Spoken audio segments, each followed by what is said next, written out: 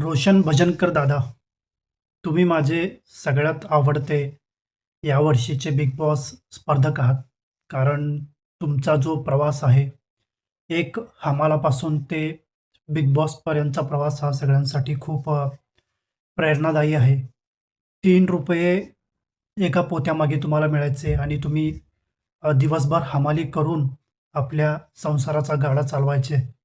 खरंच जे असे तरुण आहेत, की ज्यांच्याकडे सगळं आहे, आई-वडिलांचा सपोर्ट आहे, तरी पण ते रडतात आणि आपल्या नशिबाला कोसतात, की माझ्याकडून काहीच शक्य नाही, मी काहीच करू शकत नाही, मी आयुष्यात काहीच करू शकत नाही.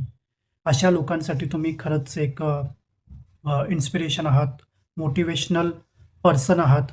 तुमच्याकडे बघून तुमच्याकडून खूप काही शिकण्यासारखं आहे. तुमचा जीवन प्रवास हा खरंच लाखो तरुणांसाठी एक मार्गदर्शन आहे. एक चांगलं मार्गदर्शन तुम्ही तरुणांना देत आहात. खरंच मला तुमचा फार अभिमान वाटतो. तुम्हाला 2 छोट्या लहान मुली आहेत आणि त्यांच्यासाठी तुम्ही इतके काबड कष्ट केले आणि करत आहात. खरंच खूप भारी वाटतं यार तुमच्याकडे बघून. तुम्ही दिवसभर मोलमजुरी करायचे, दिवसभर हमाली करायची आणि रात्री जिम करायचे.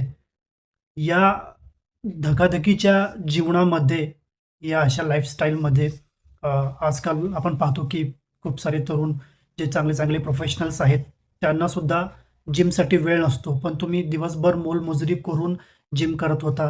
हे खरंच एक जबरदस्त गोष्ट आहे आणि हे सगळ्यांसाठी शक्य असणारी गोष्ट नाही. रोशन दादा, या सीझनचे विनर तुम्हीच आहात. हे मी तुम्हाला आत्ताच सांगतो. कारण तुम्हाला एवढा महाराष्ट्रभरातून सपोर्ट मिळतोय. तुम्ही तुमचा कॉन्फिडन्स कमी होऊ देऊ नका. तुमच्यासोबतचे जे इतर कंटेस्टंट्स आहेत, ते पण चांगले आहेत, पण तुम्ही त्यांच्यापेक्षा खूप वेगळे आणि एक युनिक पर्सन आहात आणि तुम्ही कमी बोलता याचं तुम्ही कमीपणा समजू नका. कारण तुम्ही कमी का बोलता? कारण तुम्ही सगळ्यात जास्त मॅच्युअर आहात आणि तुम्हाला तुमच्या परिस्थितीची जाणीव आहे. तुम्ही तुमची सुरुवात शून्यापासून केलेली आहे. तुम्हाला तुमचा स्ट्रगल माहीत आहे.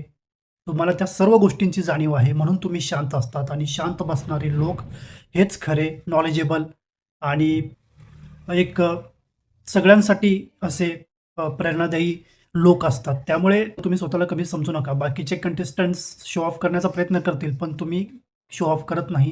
हीच एक गोष्ट मला खूप आवडते. तुम्ही फक्त खेळावर फोकस करा. तुम्हाला पूर्ण महाराष्ट्राचा सपोर्ट आहे. तुम्हाला सर्वजण अजून सपोर्ट करतील. तुम्ही घाबरू नका.